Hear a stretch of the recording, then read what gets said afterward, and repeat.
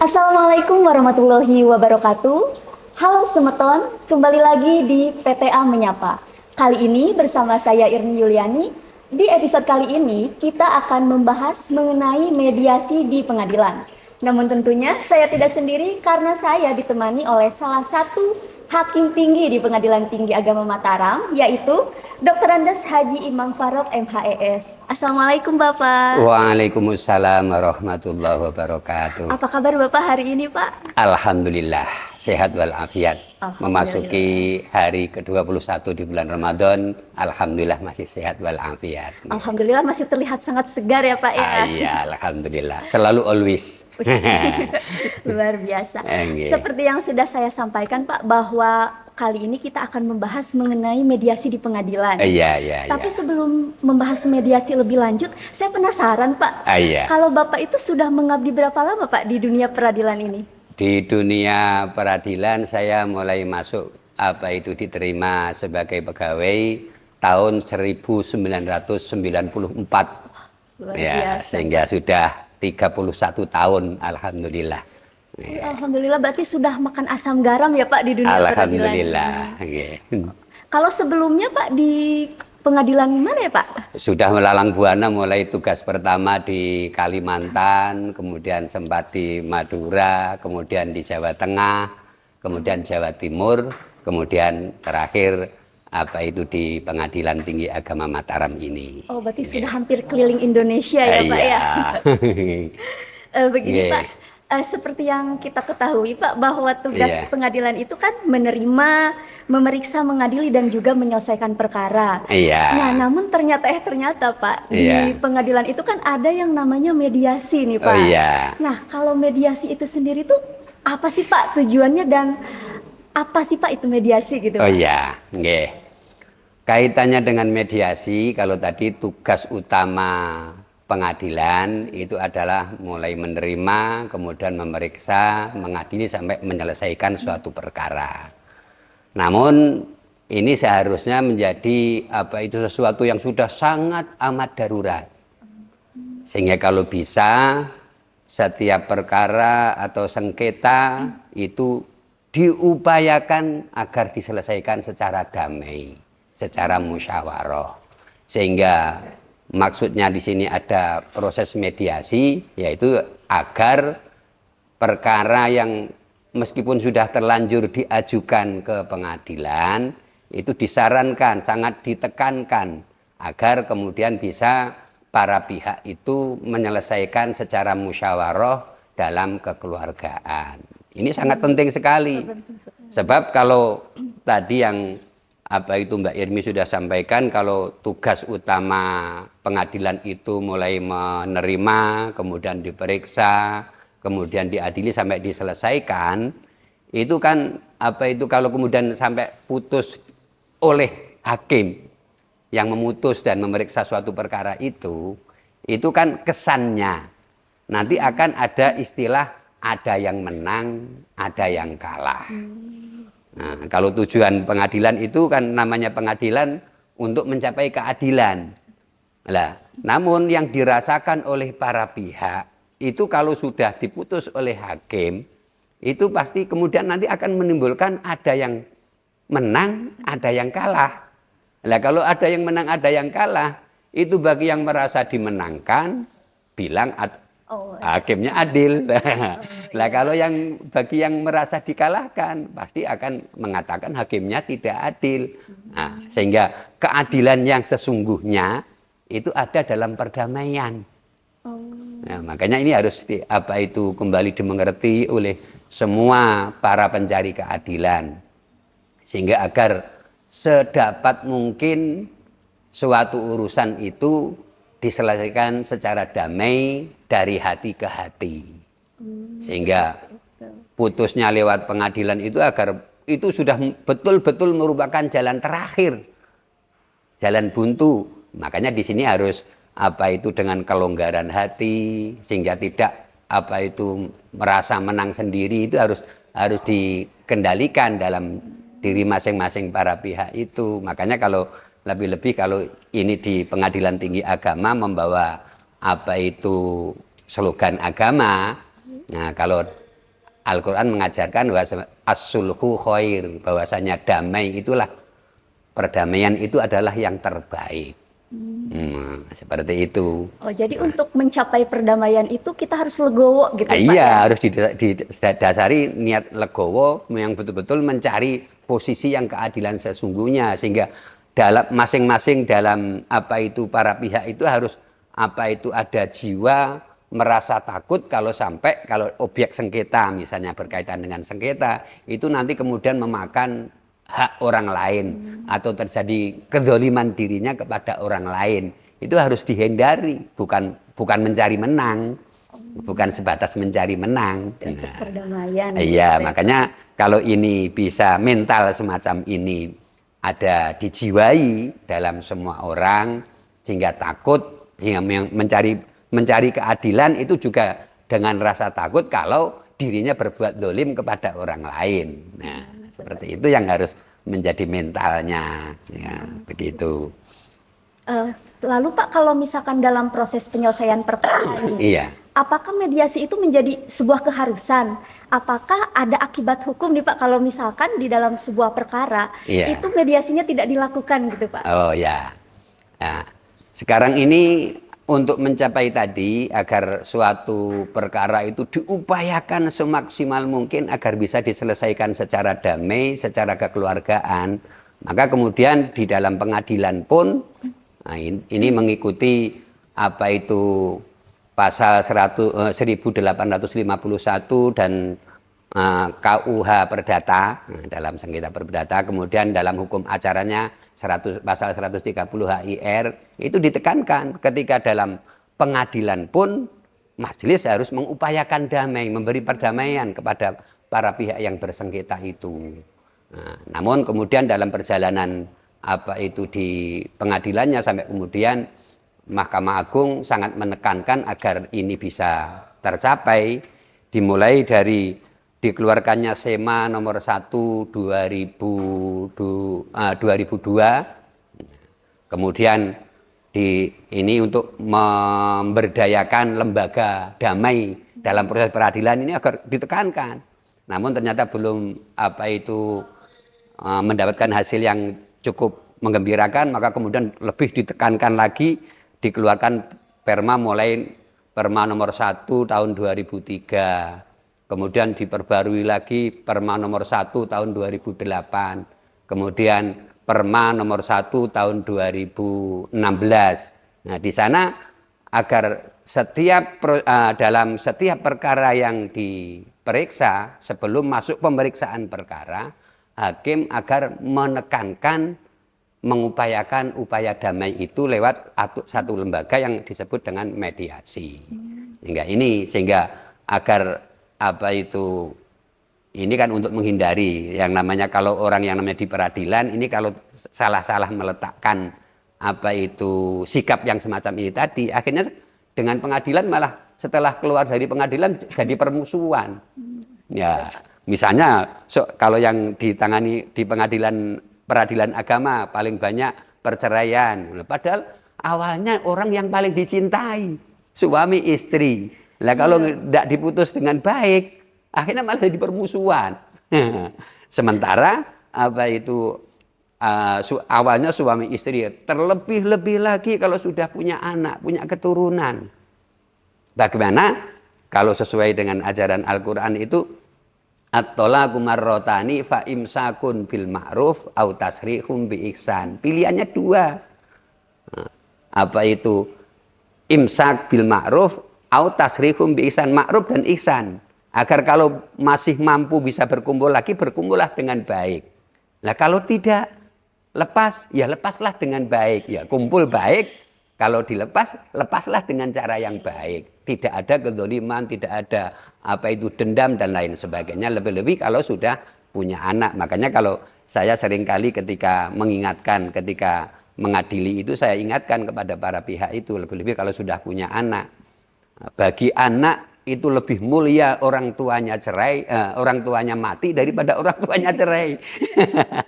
Iya kan, Pak Irmi? Iya, Pak. Iya, lebih baik apa itu seolah-olah orang tuanya lebih baik, lebih mulia bagi anak itu orang tuanya mati daripada orang tuanya cerai. Kalau orang tuanya mati jadi anak yatim, banyak orang yang minta doanya. Kalau anaknya orang cerai, apa ada yang ngundang untuk dimintai doa? Enggak ada. Nah, ya, makanya di situ agar bisa diselesaikan dengan baik. Nah, sehingga agar tidak menyisakan permusuhan yang nampak bagi perkembangan kejiwaan anak. Ini kalau dalam perceraian. Nah, kemudian kalau di perkara yang cukup banyak juga lebih-lebih ini di NTB ini, yang banyak masalah warisan. Nah, warisan. Padahal jangan korbankan hanya karena harta sampai lepas persaudaraan. Waris. Nah, bagi waris makanya kalau kita ingat apa itu ketika si pewaris atau almarhum orang tua kita atau siapa yang meninggal itu kan kita doa sholat jenazah itu yang kedua Allahumma la tahrimna ajrohu wala taftinna ba'dahu waghfir lana walahu. Nah, doa ini harus dihayati bahwasanya ya Allah, Allahumma la tahrimna ajrahu, ya Allah jangan kau tutup dari kami, kau halangi kami dari apa itu kebaikan pahala dari si mayit ini. Kemudian jangan kau timbulkan fitnah. Jangan kau timbulkan fitnah setelah meninggalnya ini.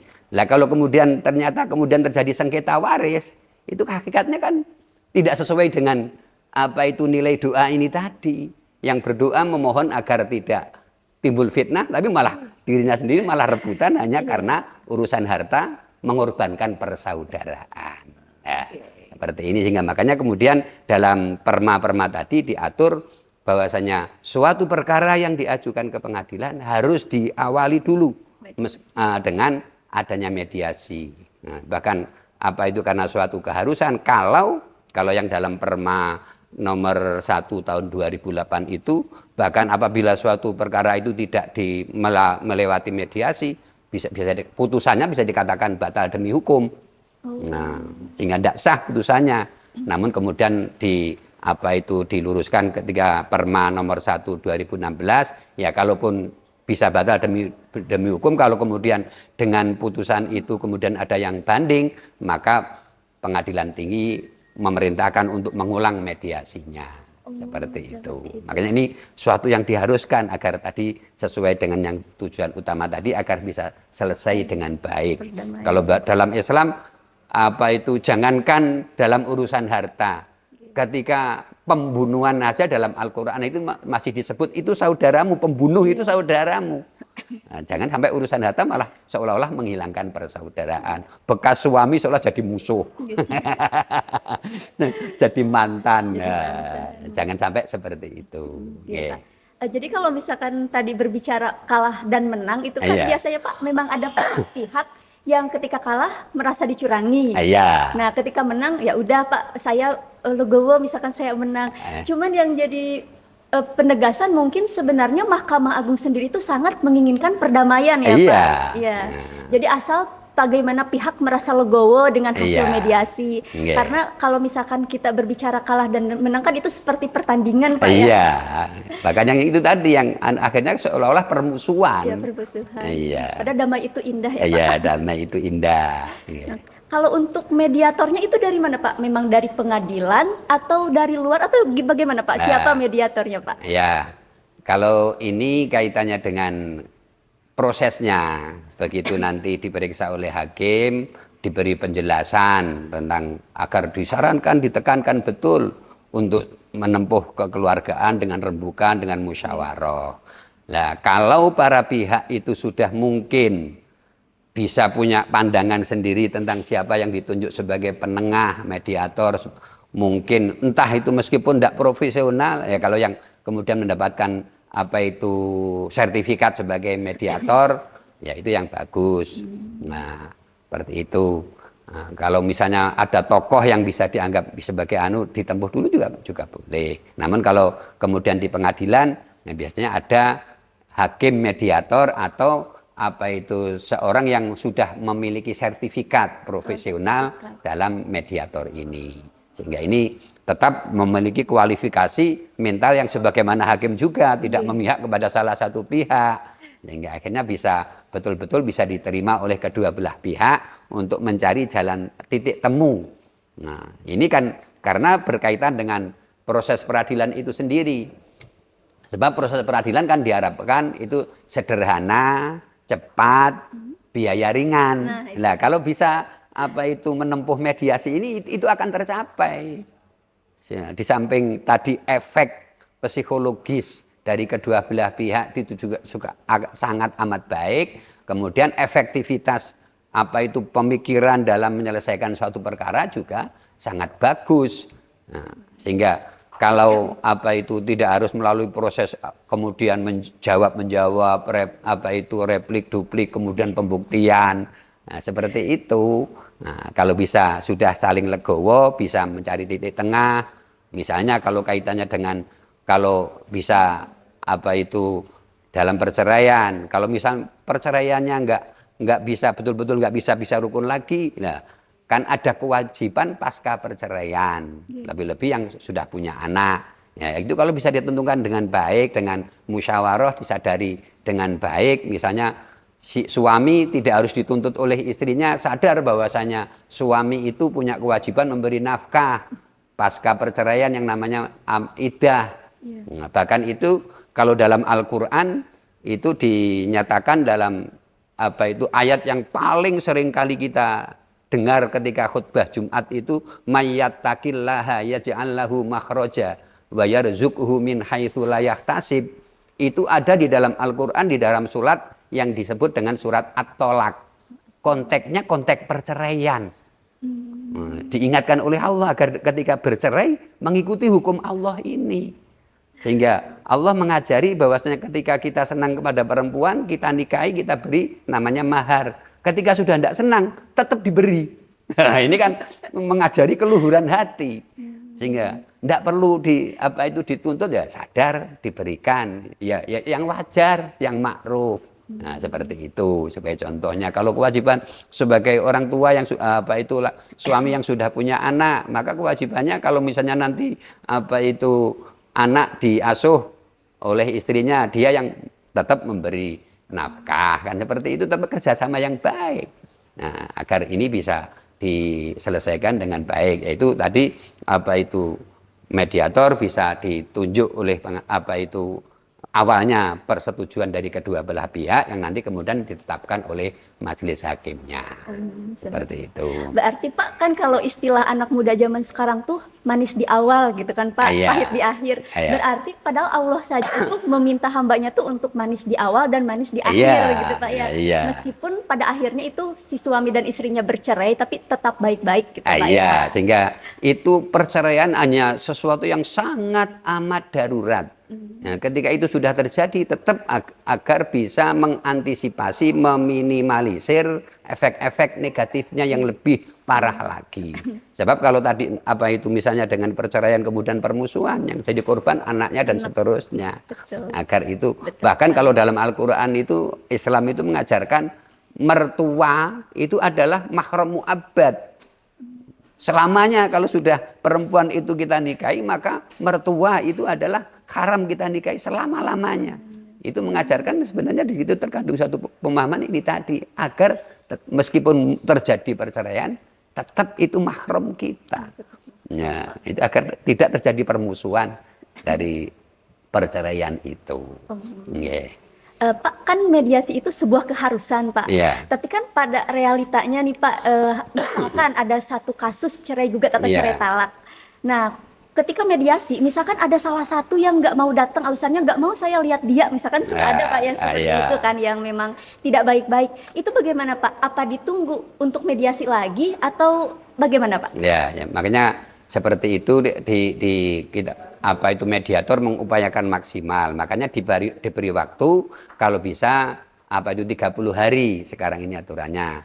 Namun kalau misalnya 30 hari tidak selesai dengan pertemuan yang intens masih belum perlu waktu tambahan, diperbolehkan. Nah, seperti itu. Nah, sudah seperti itu kok. Namun gelagat dari awal misalnya sudah dipanggil sekali, 2 kali kok tetap nggak mau hadir, ya sudah.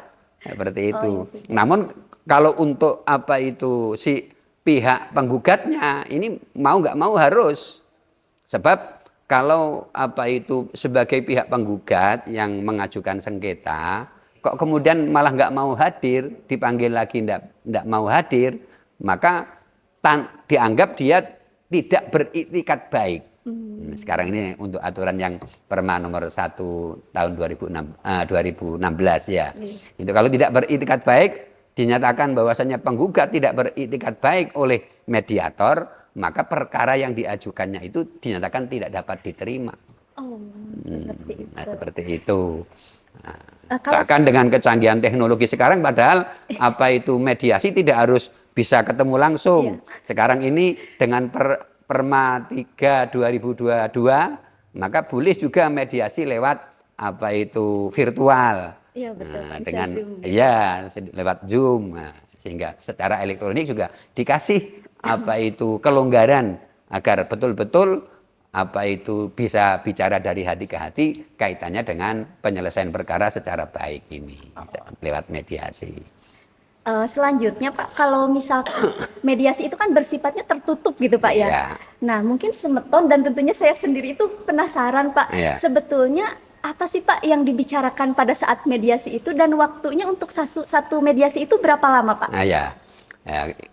Kalau kaitannya dengan apa yang dibicarakan itu ya rahasia kedua belah pihak berkaitan dengan perkara itu. Nah, sehingga tidak perlu diungkap ke orang lain. Makanya itu rahasia yang berkaitan dengan penyelesaian perkara itu sendiri. Atau mungkin yang bisa muncul dari perkara itu. Misalnya kalau tadi seorang suami mau menceraikan istri, kemudian istri mau menuntut apa itu nafkah iddah, mut'ah, kemudian nafkah anak, ya itu kemudian bisa dibicarakan di situ. Nah, waktunya ya tadi yang sudah saya sampaikan bisa apa itu tergantung ini bisa selesainya kalau bisa cepat lebih baik. Nah, dikasih karena tetap mengikuti alur persidangan atau penyelesaian perkara itu cepat, sederhana, biaya ringan, ya untuk mediasi ya sebenarnya sudah dikasih alokasi waktu cukup lama 30 hari. Namun kalau memang perkaranya berat masih perlu dan misalnya seperti sengketa waris yang perkara para pihaknya sudah banyak melanglang di mana-mana, misalnya minta waktu tambahan, tergantung kesepakatan para pihak. Jadi masih diberi kesempatan gitu Iya, Pak ya kalau misalkan seperti perkaranya masih ada kemungkinan masih dilaksanakan. Diupayakan betul. Sebab daripada nanti kemudian apa itu jawab-menjawab juga akan tambah lebih lama lagi kan seperti itu. Kalau hasil mediasi itu bagaimana Pak untuk melaju ke proses penyelesaian perkara selanjutnya, mau yang berhasil ataupun yang gagal itu Pak? Nah kalau apa itu sudah berhasil, nah ini kalau apa itu dalam perkara kebendaan, misalnya apa itu yang tidak perkara perceraian. Nah kalau perkara perceraian, kalau apa itu berhasil sebagian yang berkaitan dengan apa itu tuntutan-tuntutan pasca perceraian seperti itu. Nah, kalau untuk perceraiannya, meskipun kalau sepakat cerai itu namanya tidak berhasil untuk perceraiannya. Nah, dikatakan tidak berhasil. Kalau perceraiannya itu berhasil apabila kemudian ternyata bisa rukun lagi, ya, seperti itu. Nah, namun kalau perceraiannya tidak berhasil, kemudian dirembuk yang ini tadi, biaya pasca perceraian. Maka nanti diungkapkan di persidangan bahwa sudah sepakat daripada nanti dalam jawab-menjawab itu, ya sudah sepakat untuk apa itu nafkah iddahnya sekian, nafkah anak sekian. Nah, itu dituangkan dalam apa itu disampaikan kepada majelis agar nanti bisa diformulasikan dalam putusan akhirnya. Nah, seperti itu. Itu lah kalau dalam perkara-perkara kebendaan, misalnya sengketa harta bersama atau perkara waris, maka kalau sudah terjadi kesepakatan pembagian ini dapat ini dapat ini, bagian ini, nah, nanti dilaporkan kepada majelis. Nah, kalau minta diputus apa itu putusan damai, maka nanti ada putusan akta perdamaian. Sehingga tidak lagi membaca gugatannya, langsung putusan akta perdamaian, sehingga itu nilainya apa itu sama dengan putusan. Nah, sama dengan putusan. Namun bisa cepat tadi itu. Namun juga harus ada yang dilalui kalau apa itu berkaitan dengan objek yang tidak bergerak. Nah, objek apa itu benda-benda tetap seperti tanah, maka nanti dilanjutkan dengan pemeriksaan setempat. ditinjau dulu lokasinya, jangan Iya. sampai apa itu mengaku harta bersama ternyata bukan harta bersama, ternyata punya desa. Nah, ada kejadian seperti itu. Oh, banyak. Iya. Ternyata tanah kelurahan diakui punya suami istri. Mengklaim Nah, milik iya. orang ya Pak. Sehingga dicek dulu. Nah, kalau betul itu memang harta bersama, kemudian sesuai dengan apa itu kesepakatan tadi dijadikan putusan akta perdamaian. Nah, iya. Berarti kalau begitu, jadi hasil kesepakatan yang ada di mediasi itu berarti berpengaruh terhadap putusan yang hakim buat gitu Iya, Pak? ya seperti itu. Bahkan nilainya itu tadi kalau kemudian apa itu minta agar itu ditetapkan sebagai hasil putusan, yaitu tadi kalau yang perceraian formulasinya untuk cerainya kalau tidak berhasil berarti dianggap tidak berhasil, namun berhasil sebagian yang berkaitan dengan apa itu kewajiban-kewajiban pasca perceraian. Nah, namun kalau yang berkaitan dengan kebendaan seperti apa itu sengketa waris, sengketa apa itu harta bersama atau ekonomi syariah dan lain sebagainya, itu menjadi putusan akta perdamaian. Namanya seperti itu. Sehingga tidak lagi melalui tahapan-tahapan persidangan, apa itu ada pembacaan gugatan, kemudian jawaban, replik, duplik, pembuktian dan lain sebagainya. Langsung hasil mediasi itu menjadi putusan. Oh, memang luar biasa Pak ya. Iya. Memang perdamaian itu memang segalanya gitu Pak. Iya. Tapi kan kita tidak bisa memaksa karena Iya. semua orang mungkin memiliki keputusannya Iya. tersendiri ya Pak. Iya. Luar biasa sekali Pak pembahasan mediasi ini. Mungkin Iya. Pak Bapak bisa menyimpulkan tentang mediasi kepada para semeton ini Pak. Iya. Nah, sehingga dari sini dapat kita simpulkan bahwasanya dalam proses peradilan yang tugas pokok pengadilan itu memeriksa, menerima, memeriksa, mengadili atau memutus sampai menyelesaikan. Namun di dalam proses ini ada yang namanya mediasi agar diupayakan penyelesaian perkara itu secara damai, apa itu dengan jalan musyawarah agar tidak menimbulkan efek-efek negatif dari pasca putusan pengadilan itu, sehingga bisa mencapai keadilan yang sesungguhnya. Karena keadilan yang sesungguhnya adalah putusan yang bisa diterima kedua belah pihak dan itu ada dengan lewat mediasi. Oh, seperti itu, Bapak. Bapak terima kasih sekali pemaparannya sungguh luar biasa Pak. Ini sangat bermanfaat Pak khususnya untuk saya, mungkin umumnya untuk para semeton yang juga mencari informasi Pak dan edukasi terkait mediasi Pak ya. Saya ucapkan terima kasih Bapak sudah bersedia menjadi narasumber. Mungkin kedepannya kita akan diskusi hal-hal yang lebih menarik lagi ya Pak. Insya Allah, mudah-mudahan bermanfaat. Nah, Hal semeton, mungkin podcast kali ini kita cukup sampai di sini ya, karena tidak terasa beberapa menit ini pembahasannya sangat menarik. Nah, kedepannya kita bahas apa lagi ya? Komen di bawah. Wassalamualaikum warahmatullahi wabarakatuh. Waalaikumsalam warahmatullahi wabarakatuh.